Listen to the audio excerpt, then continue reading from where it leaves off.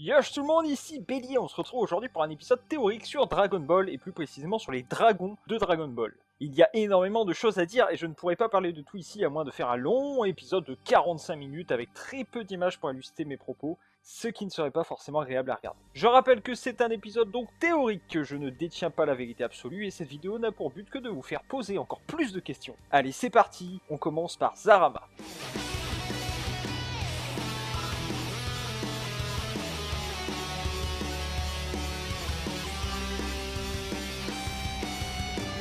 Zarama, créateur des Super Dragon Ball dans les 30 premières années du calendrier des dieux.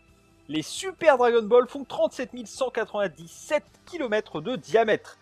Elles ont en elles une technologie étrange qui permet de voir les étoiles toujours face à nous, qu'importe de quel côté l'on se trouve.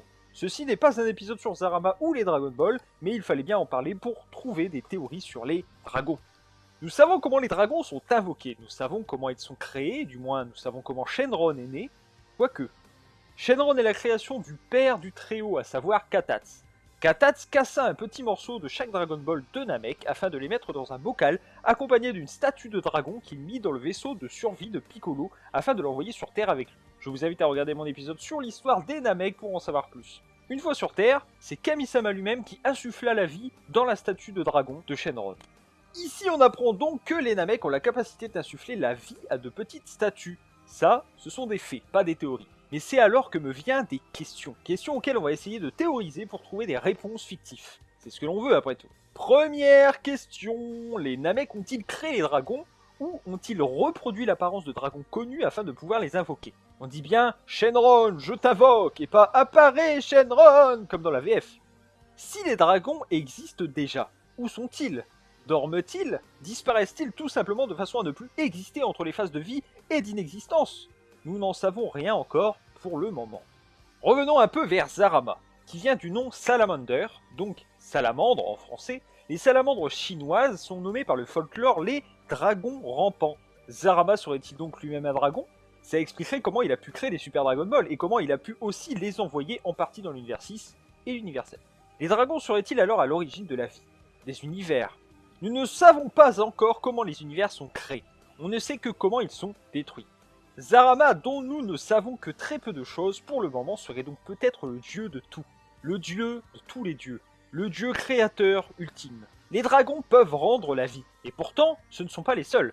Baba-chan a la capacité aussi de par son travail au monde des morts. Comment les dragons font-ils ça? Ne serait-ce finalement pas de la magie, mais simplement une demande envoyée au monde des morts que même le roi Enma ne pourrait refuser? Si c'est le grand dieu créateur Zarama qui a offert ce droit aux dragons, ce serait tout à fait normal. Existe-t-il un monde des dragons? Eh bien c'est fort possible. Et je dirais même que ce monde est visitable par qui le veut, ou du moins par qui le peut. Dans Dragon Ball Super, Shenron a peur de Beerus. Comment? Pourquoi? Il ne l'a jamais rencontré, si?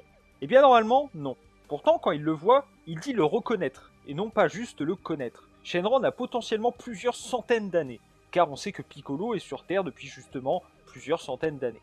Beerus, quant à lui, a plusieurs centaines d'années minimum aussi, au vu de la façon dont il a aisance à parler des choses très anciennes, et que personne ne parle de Dieu qui le précédait. Je pense donc que si son couronnement fut récent, on en parlerait. Donc rien n'empêche nos deux personnages de s'être rencontrés. Si ce n'est que Beerus vient pour la toute première fois sur Terre.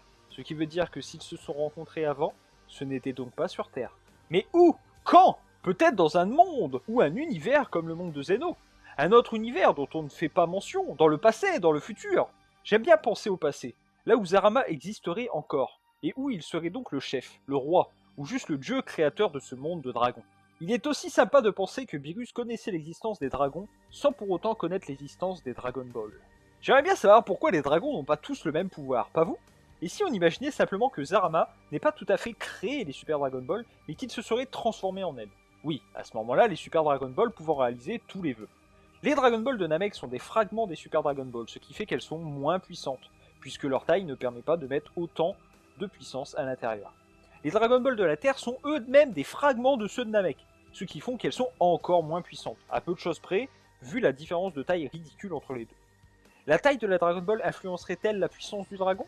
Fragmenter une Dragon Ball créerait-il un nouveau dragon? Rien n'est sûr. Il existe peut-être déjà 100, 500 ou 20 millions de dragons. Et lors de la création de nouvelles Dragon Ball, un dragon est choisi en fonction du peuple qui les récupère. Je suis persuadé que les dragons ne sont pas créés, mais existe déjà bien depuis des milliards d'années. Pourquoi Shenron aurait peur du Hakai de Beerus alors qu'il sait que Kami-sama, Dende actuellement, peut lui redonner la vie? Parce qu'il n'a pas peur de simplement mourir. Il a peur que Beerus détruise son monde et que donc lui-même ne puisse pas ressusciter. Bon, il y a énormément de questions sans réponse ici, vous ne trouvez pas? Je fais un épisode très décousu et c'est le but. Si vous avez encore plus de questions qu'avant le visionnage, alors j'ai réussi. J'attends vos propres théories dans les commentaires et le petit pouce bleu pour m'aider à me faire connaître. Sur ce, je vous laisse et je vous dis à bientôt pour une prochaine vidéo.